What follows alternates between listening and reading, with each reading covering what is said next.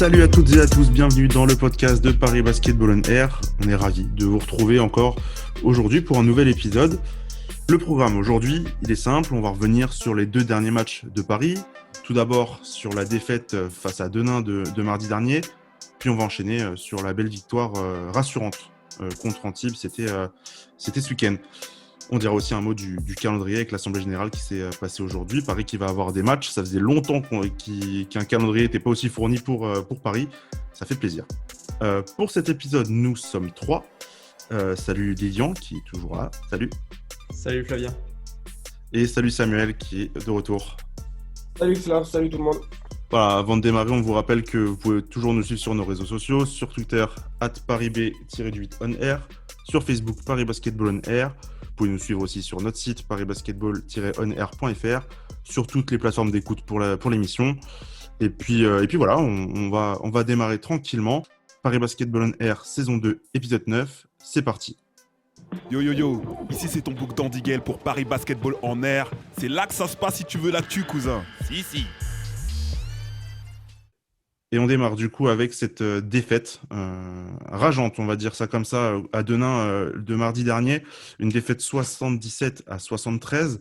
On fait un peu le contexte. Paris qui a maîtrisé globalement toute la rencontre, qui a même mené de 14 points dans le 3e quart-temps, et puis qui a complètement arrêté de jouer au basket sur les 5 dernières minutes, et qui finalement s'est incliné à Denain. Voilà, on commence par ce match. Sam, en direct, c'était quoi tes premières impressions sur la rencontre ? C'est un petit peu, de toute façon, on va parler du match d'Antibes, mais c'est un peu paradoxal parce que tu perds un match que tu maîtrises complètement, contrairement à Antibes où tu gagnes. Ce match-là, tu ne comprends pas vraiment la défaite. Moi, j'ai tendance à penser que c'est le genre de match que si tu es dans une saison pleine, c'est-à-dire sans Covid, avec une concentration qui est organisée et la même depuis des mois, je pense que Paris ne perd pas ce match. Ce n'est pas pour trouver des excuses, mais il faut remettre dans le contexte la saison qui est quand même assez particulière parce qu'un match où tu domines tout de A à Z pendant 3 quarts-temps, où tu mènes jusqu'à plus quart-temps, tu abordes le 4e quart-temps, tu es à l'aise et tout se joue à la fin comme ça, c'est vraiment qu'il y a un problème de concentration. Alors, il est vrai que c'est quand même un problème que même avant le Covid, on avait constaté chez le Paris Basketball, mais c'était plus des phases dans le match. Là, Paris était dans le match. Paris a juste tout gâché à la fin, en fait, et c'est ça qui est frustrant, parce que quand tu regardes le match collectif et personnel, il y a presque que du bon, quoi. Lilian, toi, tu rejoins Sam sur cette analyse-là ? Ouais, carrément. Et c'est marrant, ce saut de concentration, c'est peut-être différent de ce qu'on a pu connaître avec Paris, où c'était souvent les entames de match ou les débuts de seconde mi-temps qui étaient difficiles. Et là, Paris avait le match en main et c'est s'aborder en fait lui-même. Et je rejoins Sam sur le fait que c'est peut-être le manque de rythme qui a un peu joué parce que Paris a quand même loupé beaucoup de shoots ouverts, mais au-delà de shoots ouverts qui pourraient être juste des shoots à 3 points ou des tirs à 2, c'était vraiment des lay-ups, des contre-attaques mal gérées. C'est vraiment des points qui auraient dû être inscrits. Et c'est ce que soulignait Jean-Christophe Prat après le match. On sentait sa frustration de ces tirs ouverts qui étaient plus couverts. C'était limite, des fois, c'était juste des lay-ups à conclure. Donc, c'est là où ça pouvait être vraiment frustrant pour Paris. Pour moi, ça s'est joué surtout dans le 3e quart face à Denain. Parce qu'autant les 4 dernières minutes, on sent, ouais, d'accord, Paris fait n'importe quoi dans ces dernières minutes. Mais le retour de Denain est amorcé déjà au 3e quart-temps, alors que Paris avait les cartouches pour tuer le match, tout simplement. Ouais, je vous rejoins assez. Je vous propose qu'on passe au thème de la rencontre et qu'on commence par le positif plus que par le négatif où on aura peut-être plus de choses à dire. Je vous propose qu'on parle du match de Milan Barbic qui a été juste sensationnel sur la rencontre. Si on fait un peu le bilan de son match, il a 11 points, 7 rebonds, 5 passes, 6 interceptions, 1 contre pour 23 d'évaluation. Alors j'ai été chercher un peu, à part les points, c'est tous ses records en carrière sur un match. Donc c'est de loin son meilleur match depuis qu'il est à Paris. Comment vous avez ressenti sa rencontre ? Est-ce qu'on a là un Milan Barbic changé par rapport à d'habitude ? Ouais, selon moi, c'est l'affirmation de cette dimension qu'il prend cette année, à savoir, c'est lui le remplaçant de Sylvain Francisco, pas dans le profil, mais dans le rôle, c'est-à-dire le titulaire, le meneur titulaire. Et puis, tu sais, moi, ce que je trouve intéressant, impressionnant, c'est la maturité de ce match-là, parce que souvent, des jeunes joueurs, ils prennent feu statistiquement, ils ont la main chaude, ils vont rentrer tout ce qu'ils font. mais lui, c'était juste le patron du match. Parce que là, tu l'as dit, 11 points, c'est bien, mais ce n'est pas exceptionnel. Il y a 7 rebonds, il y a 5 passes décisives et il y a 6 interceptions. Pour un jeune meneur, ça veut vraiment dire qu'il était totalement en pleine possession de ses moyens et qu'il savait ce qu'il fallait pour faire mal à l'adversaire. Il l'a fait, lui, pour le coup, du début à la fin, même si bon, il y a une petite perte de balle à la fin qui fait un petit peu tâche, mais ça reste un meneur de 19 ans. Lilian, plus globalement que sur sa rencontre, mais son début de saison, qu'est-ce que tu en penses? Est-ce qu'il a le calibre pour être titulaire? Du coup, c'est le remplaçant de Sylvain Francisco, comme le disait Sam. Est-ce qu'il prend ce rôle vraiment comme il faut? Oui, oui, il a le calibre d'un titulaire en Pro B, mais c'est dommage parce que c'est le genre de match qu'on voudrait le voir plus souvent de sa part. Prendre des initiatives. On dit il a seulement marqué peut-être 11 points, mais quasiment la totalité de ses points viennent dans le premier quart-temps, où il prend les initiatives, il n'hésite pas à prendre les tirs. Surtout que pour le coup, il avait une match-up assez favorable face à Stephen Brown ou encore Mensah, qui sont des meneurs arrière assez petits. Et lui, avec sa taille, Milan a su en profiter. Et j'ai trouvé aussi que le jeu de Paris sur ce match face à Denain, où il y avait pas mal de circulation du ballon, et notamment sur les extérieurs, ça lui convient un petit peu mieux. Il y a un peu moins de dribble, de pénétration, même si on sait qu'il en est capable. Je trouve que lui, qui a un jeu un peu plus axé sur un jumper, je trouvais que ça lui allait mieux. Et non, j'ai envie de voir Milan plus souvent comme ça, entreprenant et qui prend des initiatives personnelles. Alors, Ouais, ouais, on l'a peut-être vu. pour répondre, Flav. Vas-y, vas-y, vas-y. Ouais, juste, je vois ce que tu veux dire. Mais après, je pense que justement, ça reste un meneur jeune. C'est pas lui qui va mener tout ce qui se passe, même s'il est meneur. Tu vois, il a mis la quasi-totalité de ses points en début de match. C'est parce que quand il y a besoin de marquer des points en fin de match, c'est plus le même match, c'est plus la même tactique. C'est là que tu vas avoir le ballon qui va sûrement être plus dans les mains d'un Nobel Bongukolo, par exemple. Ça, je pense que ça va venir petit à petit quand il aura vraiment cette expérience. Même si nous, c'est frustrant parce que nous, d'un œil extérieur, on se dit, mais attends, il fait tout ce qu'il fait, c'est bien, donne-lui le ballon à lui. Mais j'ai envie de te dire, j'ai l'impression qu'il y a des règles et une hiérarchie à respecter. Je ne sais pas si vous voyez ce que je veux dire. Non, complètement. C'est sûr que tu vas donner plus le ballon à Nobel ou à Mara ou des joueurs d'expérience qui savent gérer les money time plutôt qu'à Milan dans un premier temps. Mais C'est juste que d'ailleurs, parfois, il paraît un peu effacé sur certaines rencontres. Des fois, on a l'impression qu'on a vu 40 minutes et on se demandait où était un peu Milan. ouais, mais après, Mais c'est sûr, c'est après, il c'est- est jeune, donc ça va venir. après, c'est rarement le joueur à qui tu donnes la balle pour lancer les actions, hein. Souvent, c'est lui qui monte la balle, puis il la donne soit à Juan, soit il va la donner à Nobel Boncolo. Généralement, il touche pas trop la balle offensivement, et c'est vraiment quand en fin de possession on est en galère, on lui donne la balle et lui, il arrive à toujours se trouver peut-être un mi-distance ou quelque chose comme ça, qui peut être très intéressant et qu'on pourrait voir plus souvent. Je suis plutôt d'accord. On enchaîne, messieurs, J'ai coupé en fait le match en deux. J'ai coupé le match sur les 35 premières minutes. Et après, on reviendra sur les 5 dernières. Sam, toi, qu'est-ce qui t'a plu sur on va dire les 35 premières minutes côté Paris? Qu'est-ce qui t'a déplu un peu plu et déplu dans cette partie-là du match? Franchement, dans cette partie-là, ce qui m'a déplu, c'est cette facilité. Parce que, en fait, ce qui m'a plu, c'est un peu aussi ce qui m'a déplu parce qu'on était facile, on maîtrisait tranquillement. Quand je dis on, c'est les joueurs, hein, c'est bref. Et puis, on est tombé dans cette facilité. Les joueurs sont tombés dans cette facilité, à savoir, quand tout va bien, tu sais, tu te relâches. C'est ce qui explique aussi les 5 dernières minutes. Mais comme a dit Lilian, cette fin de match catastrophique a été amorcée avant. Et c'est dans ces moments-là où il fallait tuer le match que Paris ne l'a pas fait en manquant des shoots complètement ouverts. Mais ce que j'ai aimé sur ces 35 premières minutes, c'est ce qui a fonctionné. Paris, c'est une équipe défensive. Il y avait un moment donné où tu te disais, demain, ils ne peuvent rien faire, quoi. Et quand Paris a cette maîtrise, cette mainmise sur le match, on y reviendra aussi, c'est intéressant de voir sur le match d'Antibes, tu as l'impression que cette équipe, elle peut battre n'importe qui. Lilian, tu rejoins Sam là-dessus? Ouais, ouais, bien sûr. Après, on avait déjà joué Denain, donc on savait quelles étaient leurs forces. Notamment, au début, on a bien sécurisé le secteur intérieur face à Skara et Kayembe. Après, il faut avouer qu'aussi Denain, en première mi-temps, a fait un peu n'importe quoi. Il y avait des pertes de balles immondes. Ça prenait des tirs extérieurs des tirs extérieurs forcés parce qu'ils n'arrivaient pas forcément à trouver les bonnes positions avec leur duo d'intérieur. Donc, je pense que Denain nous a facilité la tâche et au moment où ils ont amorcé leur retour, Paris était peut-être un petit peu surpris parce que justement, comme le disait Sam, on était peut-être un petit peu trop facile. Mais bon, pour terminer sur ce qui a bien été, on sent vraiment que Paris est en train d'installer une défense tout-terrain qu'on ne voit pas forcément chez toutes les équipes de Pro B.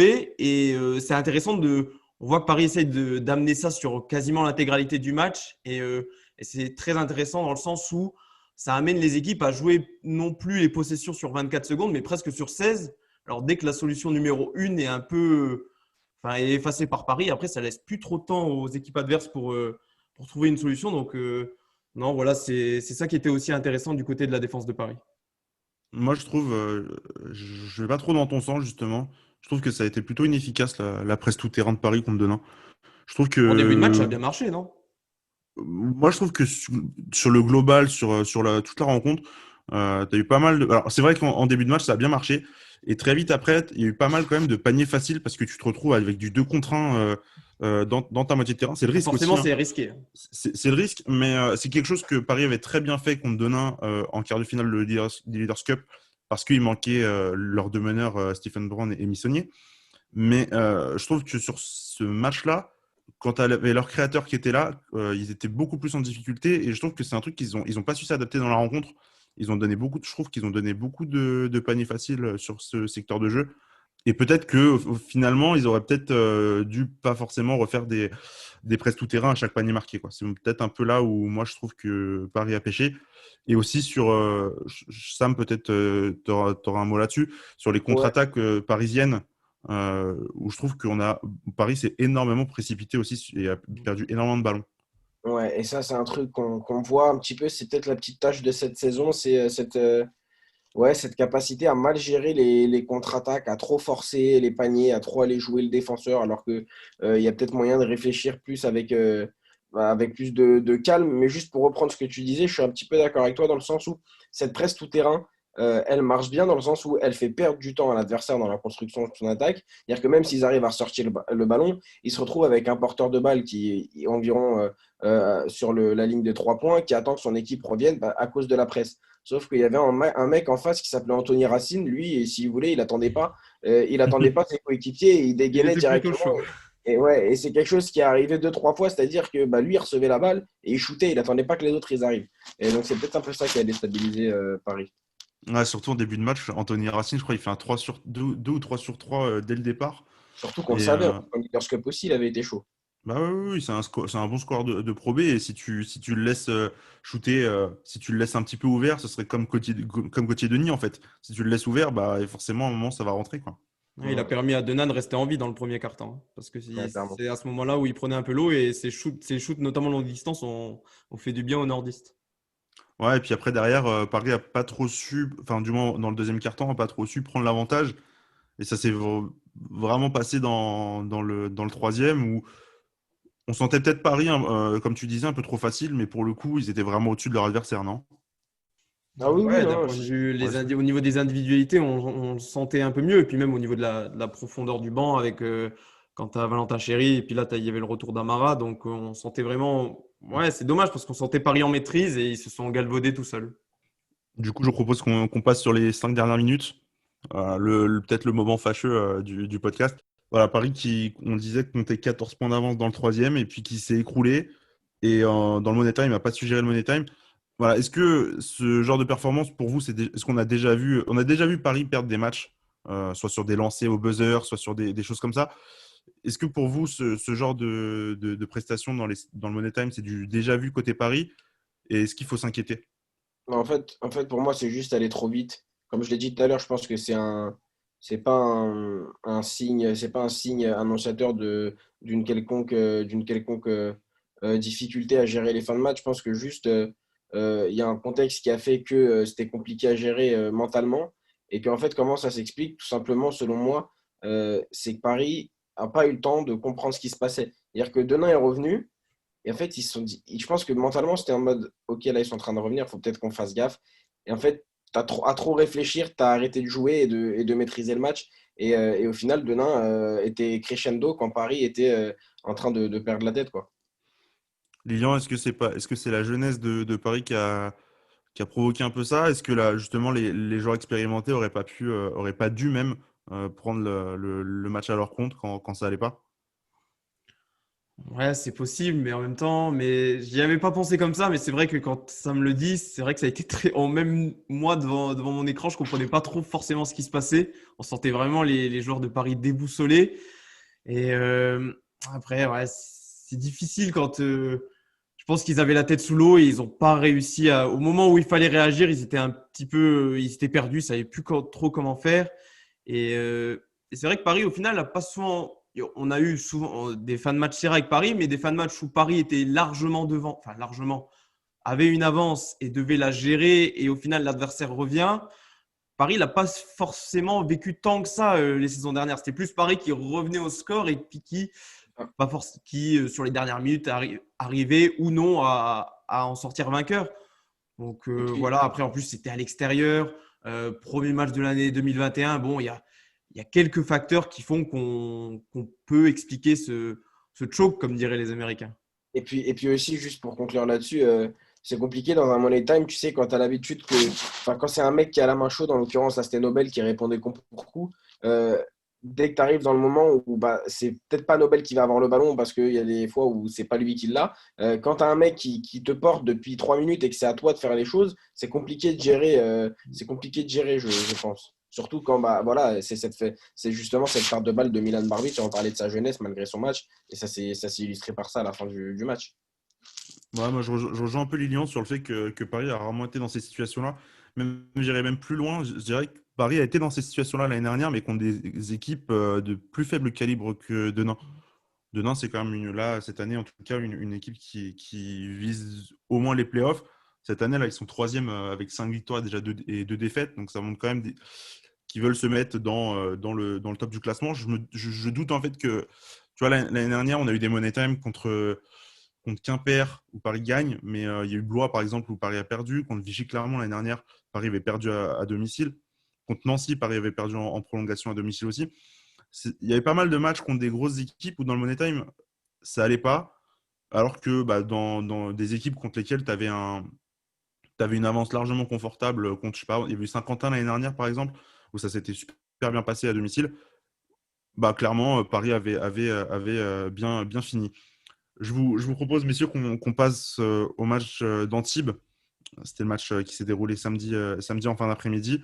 Une victoire 81-75 qui a globalement été serrée du début à la fin. Et Paris qui s'est donc imposé justement dans le Money Time. Comme tout à l'heure, pour le premier thème, enfin, non, d'ailleurs, on va commencer par vos premières impressions. En fait, qu'est-ce que vous avez pensé globalement de cette rencontre, Sam? On peut commencer par toi.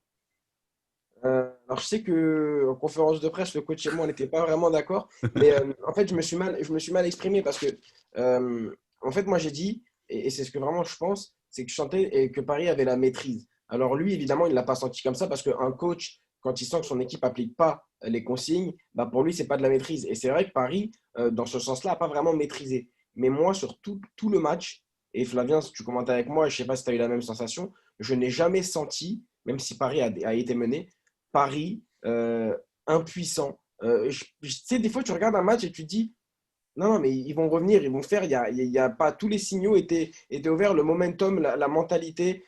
Paris rentrait dans la tête d'Antibes, selon moi, sur la rencontre, même si Antibes a eu ses petits moments. Et puis, je trouve que c'est un match atypique de dingue par rapport à tous les matchs qu'a le Paris Basketball, parce que, alors que ça soit à Denain, où c'est assez atypique aussi, où il y a eu une fin de match mal gérée, où d'habitude, il y a souvent en fin de quart-temps, en fin de mi-temps, ces phases où Paris encaisse beaucoup de points et prend un gros écart qui devra être rattrapé ensuite. Là, il n'y a jamais eu plus 8. Je crois que c'était plus 8 le gros écart Ouais, pour un c'est match ça, du ouais. Paris, pour un match du Paris Basketball. C'est quand même assez rare. Et j'ai trouvé ça intéressant, ce combat où il fallait toujours rester au contact. Et ça a forcé Paris, justement, pour le coup, à rester concentré jusqu'à la fin et à réussir ce fameux money time. Moi, je te rejoins. Après, je te donne la parole, Lilian. Je te rejoins sur l'idée du momentum. Je pense qu'il a basculé. Enfin, le momentum a basculé dans le Money Time où chacun se l'échangeait en fait, limite toutes les minutes. Il y avait une qui prenait le lead, qui avait 3, 4 points d'avance. Derrière, c'était l'autre qui reprenait l'avantage. Je trouve qu'à ce moment-là, c'était pas très clair, mais je te rejoins totalement sur le fait que Paris a maîtrisé son match. En fait, où ils ne sont jamais fait peur. Globalement, tu te disais, c'est serré, mais Paris va gagner à la fin. Lilian, toi, est-ce que tu rejoins un peu cette analyse? Ouais, ouais, je vais carrément aller dans votre sens. Et peut-être, voilà ce que Jean-Christophe Prat voulait dire, c'était que il n'y avait pas 40 minutes d'un jeu abouti comme il l'aurait souhaité, mais personnellement, il y a eu quasiment 40 minutes d'un pari cohérent et avec l'intensité qu'il fallait sur chaque possession. On l'a vu, c'était pas forcément le plus beau match, mais Paris a provoqué énormément de fautes face à Antibes. 25 fautes provoquées, je pense que c'est peut-être un record cette saison. Donc, j'ai trouvé ça très cohérent. Et puis, tu l'as marqué dans le conducteur, mais c'est en fait Dustin Sleva, quoi. Je ne sais même plus qu'est-ce qu'on doit dire sur lui. On a l'impression un peu de se répéter de semaine en semaine, mais là, j'ai envie de dire presque face à Antibes, il était au firmament. Il a battu beaucoup de records avec Paris et vraiment, c'était. Puis même sur même plus globalement, on voit qu'il est redoutable avec Kamagaté et ça. Et on va juste pour en dire deux mots, je trouve que ça même bonifie Ismaël. Là, en revoyant le match tout à l'heure, j'ai vu faire Ismaël avec un drive qui arrive à finir au cercle. C'est lui qui met le dernier hook shot pour un peu assurer la victoire à la fin. Donc, on voit même que ça bonifie ses coéquipiers. Donc, non, moi, je vais surtout retenir le match de Sleva face à Antibes. Non, mais le match de Sleva, c'est très simple. On va donner des chiffres. Meilleur marqueur de l'équipe, meilleur rebondeur, meilleur passeur, meilleur contreur et meilleur intercepteur. Donc voilà. Non, pas meilleur contreur, pardon, meilleur intercepteur. Et il perd aucun ballon. Ah oui, et c'est celui qui perd le moins de ballons. Et il a provoqué, excusez-moi, ah oui, et c'est celui qui provoque le plus de fautes avec 7. Donc voilà. Le tout en 37 minutes. C'est... Juste à l'évaluation, c'est son record en carrière et en termes de rebond offensif et défensif et donc de rebond tout court, c'est aussi son record en carrière. C'est simple, il a pris plus de rebonds offensifs qu'Antibes. Antibes en a pris 6, Sleva en a pris 7.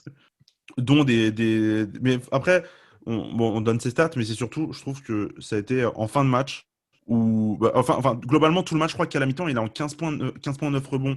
Limite, il s'arrête là. C'est un super match. Il fait un troisième quart-temps où il est inexistant. Il finit à 15 points 9 rebonds aussi. Voilà, et il finit en 25-14. En fait, dans le dernier quart-temps, vraiment, il n'y avait que lui. On voyait vraiment que lui sur chaque action. C'était le gars qui te prenait le rebond important, le mec qui te mettait des points, qui va chercher des fautes. Là, on a le N1 en fin de match qui est hyper important, qui donne la victoire concrètement à Paris. C'est lui qui va le chercher. À chaque fois que Paris allait mal, et on le disait, peut-être que l'attaque, notamment le coach le disait en conférence de presse, l'attaque, elle n'a pas forcément bien marché sur toute la rencontre, mais tu donnes le ballon à Dustin Sleva et il va marquer.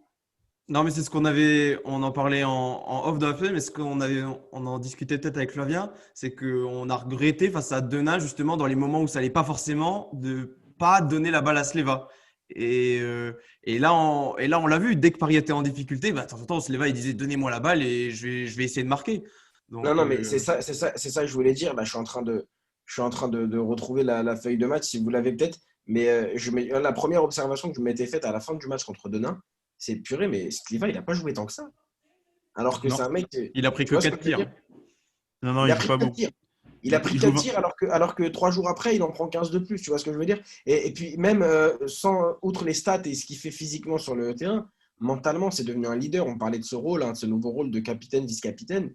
C'est devenu un pilier, un patron de cette équipe. C'est impressionnant. Et en plus, c'était le plus âgé du 5 majeur, alors qu'il a 25 ans. Moi, j'aime beaucoup ce qui se passe dans cette équipe. Est-ce que donc Paris a le droit qu'il y a un seul joueur américain dans l'effectif en Pro B. Est-ce que moi je le vois, mais est-ce que vous voyez Paris et Sleva continuer après cette saison? Ouais. Ah ouais, moi je vois pas pourquoi non.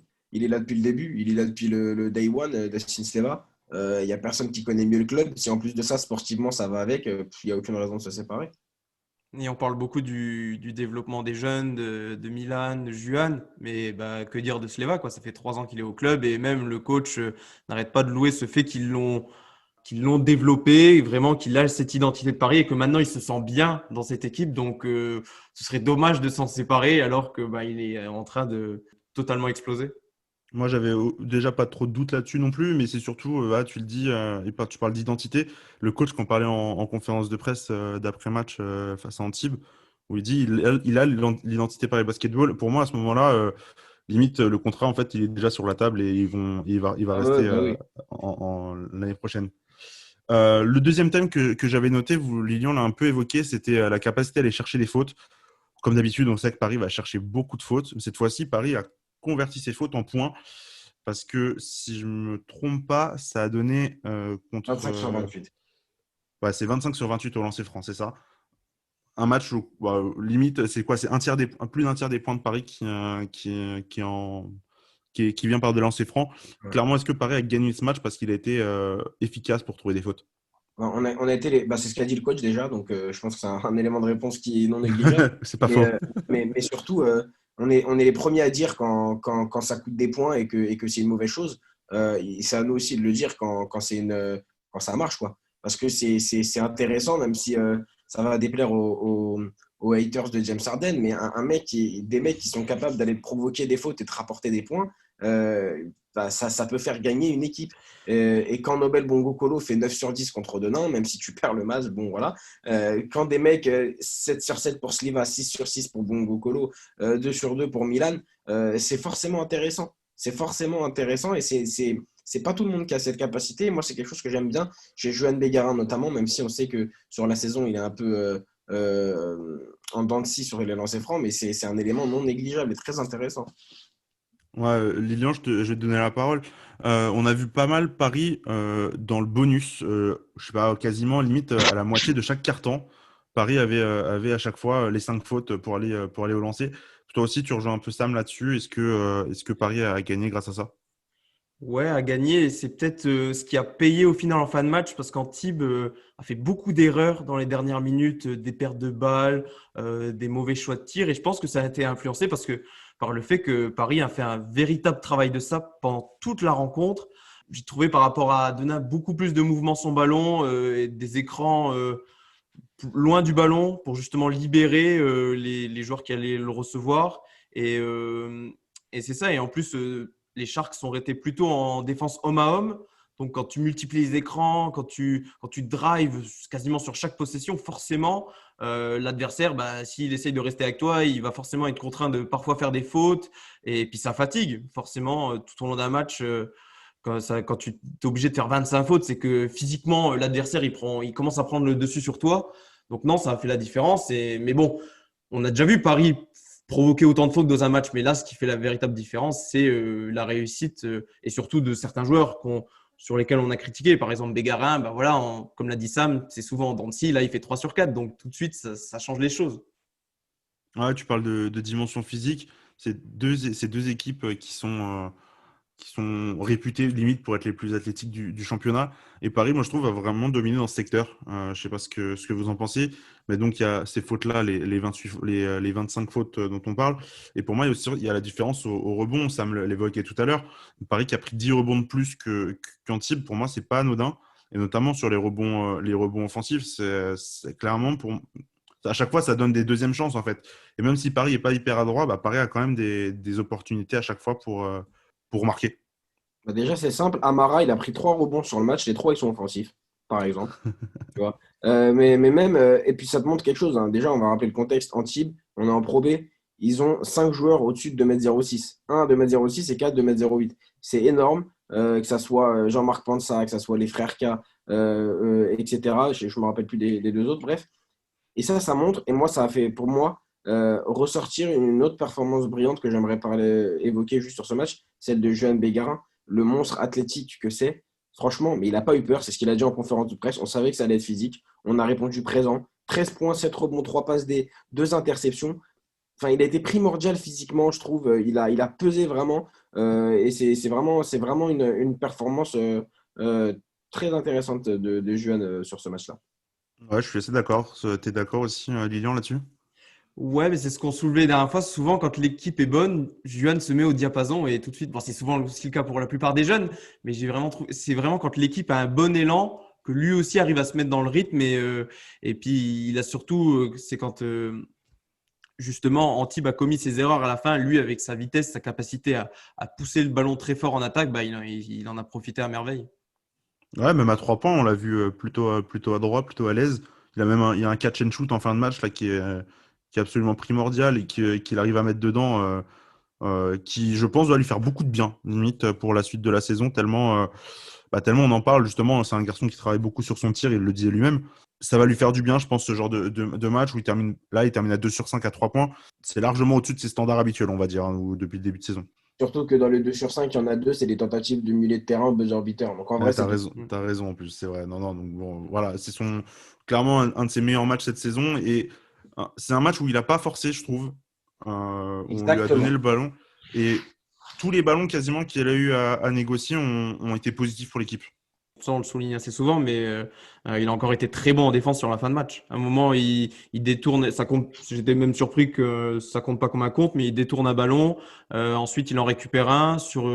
En première mi-temps, il se bat très bien sur un ballon pour au final l'arracher des bras d'un joueur d'Antibes. Donc non, vraiment un match complet de la part de Juan.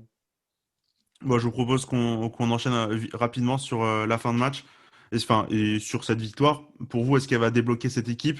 Alors, je fais un petit mot rapidement sur le calendrier qui va arriver. Du coup, Paris qui va avoir 4 matchs. Ça a été annoncé aujourd'hui. Un déplacement à Quimper, ce sera samedi à 18h. Puis après, ce sera un déplacement à Évreux, un déplacement à Poitiers et enfin la réception de Nantes. Voilà, est-ce que cette victoire peut lancer définitivement la saison de Paris ou est-ce qu'on risque d'avoir une équipe toujours en dents de scie dans les résultats? Alors moi, je pense que le match contre Quimper est très important. Dans le sens où gagner pourrait être vraiment bénéfique. On parle de l'équipe qui n'a pas perdu de la saison, même si ils ont joué que 4 matchs, qui est invaincue depuis je ne sais pas combien de temps à domicile. Tu gagnes ce match-là, et après tu te déplaces chez 2 plus modestes adversaires. Mentalement, et le signal que tu envoies, ça va être très important. Tu ne le gagnes pas, il n'y a rien de dramatique, tu as de quoi te remettre en confiance après, mais tu peux envoyer un sacré signal en gagnant ce match à Quimper. Et le coach l'a dit, hein. Il l'a dit en conférence de presse, il a dit, vous inquiétez pas, on va être la première équipe à aller battre Quimper chez eux depuis je ne sais quand. Septembre 2019 qu'ils n'ont pas perdu C'est incroyable. chez eux. Tu es d'accord un peu sur cette analyse du calendrier, Lilian? Toi, qu'est-ce que tu en penses un peu? Ouais, je vais pas en attendre beaucoup du match à Quimper. Moi, je vais plutôt regarder justement les 2 matchs qui vont suivre face à Évreux et Poitiers, où c'est des équipes qui sont clairement à la portée de Paris. Euh, les Parisiens ont déjà joué Évreux en Leaders Cup. Bon, ils ont perdu là-bas. C'était un match qui comptait pas, qui comptait pour du beurre parce que Paris était déjà qualifié.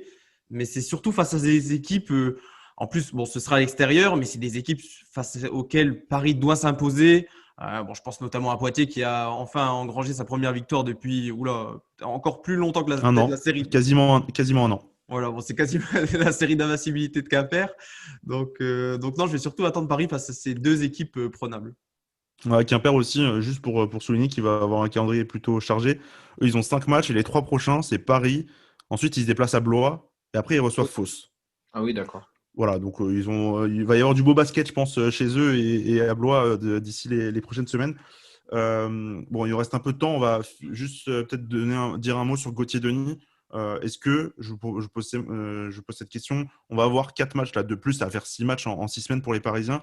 On sait que Gauthier a du mal à trouver du rythme dans des matchs où il n'y a pas de rythme, dans des semaines où il n'y a pas de basket. Est-ce que pour lui, ça peut être déterminant et pour le permettre de revenir à un niveau qui était le sien en fait l'année dernière? Ouais, ouais, déterminant. Bah, justement, c'est ce que disait le coach et c'est ce que tu viens de dire. C'est un joueur qui a du mal à se projeter quand il ne sait pas sur quoi se projeter. Dire s'il ne sait pas s'il va y avoir du basket ou pas. Là, il y a un élément de réponse intéressant. Il y a 4 matchs à jouer. Et je pense que ça va permettre de le remettre en confiance. En tout cas, je l'espère. Parce que Gauthier Denis, là, on a parlé de l'équipe, etc. Tu peux pas faire une saison entière quand tu es le Paris Basketball sans un bon Gauthier Denis, selon moi.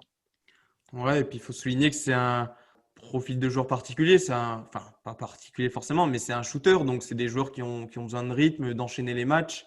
Et c'est difficile. Après, on l'a noté, face à Antibes, ils ont quand même ils ont essayé de l'impliquer, de lui donner un peu plus de ballon. Il a tenté par des drives et tout. C'était pas forcément très concluant, mais ils essayent au moins de lui donner le ballon pour qu'il essaye de regagner confiance. Alors voilà, les 4 matchs qui vont suivre, bah, c'est que bénéfique pour lui. Ça va lui permettre de regagner un peu de rythme et on l'espère qu'il va retrouver sa réussite extérieure habituelle. Ouais, j'espère pour lui. Juste pour donner une petite stat qui normalement devrait tomber ce week-end. Enfin, j'espère pour les deux qui sont impliqués. Dustin Slava et Gauthier Denis pourraient dépasser Gary Florimont en termes de points marqués au Paris Basketball. Exact. Parce que Gary, il est actuellement à 714 points. de Sleva. Normalement, hein, vu son début de saison, il devrait réussir à mettre les 2 points qui lui manquent pour le dépasser. Il a 713. Et Gauthier Denis, bon, bah, on le voit un peu en peine, mais il a 709 points. Donc, il est juste 5 points derrière Garé Florimont. On imagine aussi que ça va tomber plutôt vite. Donc, un nouveau record qui va bientôt tomber du côté du Paris Basketball. Messieurs, c'est ici que s'achève cet épisode, sauf si vous avez un petit mot à rajouter. Non, non, on est Moi, tout je bon, je pense pense. qu'on est bon, hein. Eh ben, on est bon, les gars. Alors, n'hésitez pas du coup à vous abonner sur nos réseaux sociaux. Je le répète, @ParisB-8 on air sur Twitter, Paris Basketball Air sur Facebook. Comme d'hab, vous pouvez retrouver toutes les infos sur les prochains matchs à venir sur notre site. Likez, partagez le podcast. N'hésitez pas à mettre des pouces bleus sur YouTube, à noter, à mettre des commentaires sur Apple Podcast pour le faire découvrir à d'autres. Nous, je pense qu'on va se retrouver dans 2 semaines après les 2 prochains matchs contre Quimper et Évreux. Merci les gars et à la prochaine. Ciao. Merci. Salut. Salut.